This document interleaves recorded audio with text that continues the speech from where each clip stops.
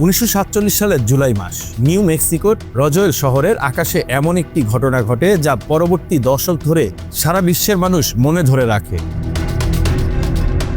এক রহস্যময় উড়ন্ত বস্তুর ধ্বংসাবশেষ স্থানীয় কৃষকরা আবিষ্কার করেন। ঘটনাটি এতটাই অদ্ভুত ছিল যে তা দ্রুত সংবাদপত্রের শিরোনামে উঠে আসে। তখন থেকেই শুরু হয় রজোয়েল ইউএফও ক্র্যাশ রহস্য। প্রথম দিকে যুক্তরাষ্ট্রের সামরিক বাহিনী বলেছিল এটা একটি বায়বীয় বেলুন বা মানসিক বিভ্রম, কিন্তু স্থানীয় জনগণ ও সাংবাদিকদের দাবি ছিল ধ্বংসাবশেষের মধ্যে এমন কিছু উপাদান ছিল যা সাধারণ পৃথিবীর প্রযুক্তিতে তৈরি করা সম্ভব নয়। 1970 এবং 1980-এর দশকে এই ঘটনাকে কেন্দ্র করে নতুন তথ্য আসে। একাধিক প্রাক্তন সেনা কর্মকর্তা দাবি করেন ধ্বংসাবশেষের মধ্যে ছোট্ট হিউম্যান লাইফ এলিয়েন দেহ পাওয়া গিয়েছিল, তবে এই তথ্য কখনো সরকারিভাবে নিশ্চিত করা হয়নি।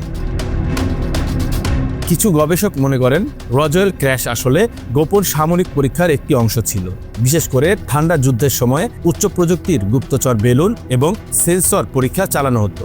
সে সময় এই বেলুন বা যন্ত্রপাতি ভুল বোঝাবুঝির কারণে স্থানীয় মানুষ এবং সাংবাদিকদের কাছে এলিয়েন ক্র্যাফট বলে মনে হয়েছিল। তবে রহস্য আরও গভীর। 1990-এর দশকে যুক্তরাষ্ট্রের সামরিক বাহিনী জানায় ওই ধ্বংসাবশেষ আসলে মোজেস প্রজেক্টরের বেলুন, যা কমিউনিস্ট দেশগুলোর উচ্চতা পর্যবেক্ষণের জন্য ব্যবহার করা হতো। তারা দাবি করেছিল এলিয়েন বা অজ্ঞাত যন্ত্রপাতি পাওয়া যায়নি।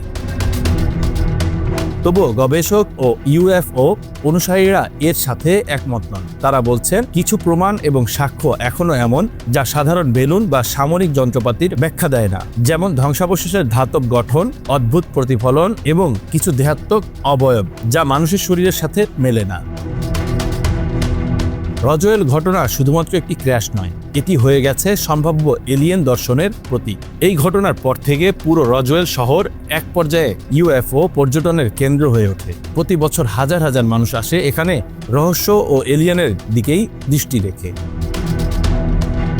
আজও এই রহস্য সমাধান হয়নি। সরকারি দলিল, প্রাক্তন সৈন্যদের সাক্ষ্য, স্থানীয় কৃষকদের অভিজ্ঞতা, সব মিলিয়ে আমরা একটি সত্যি রহস্যময় ঘটনার মুখোমুখি। এলিয়েন আসলেই ছিল কিনা বা এটা শুধুমাত্র ভুল বোঝাবুঝি কিনা তা এখনও ইতিহাসের পাতায় লেখা হয়নি।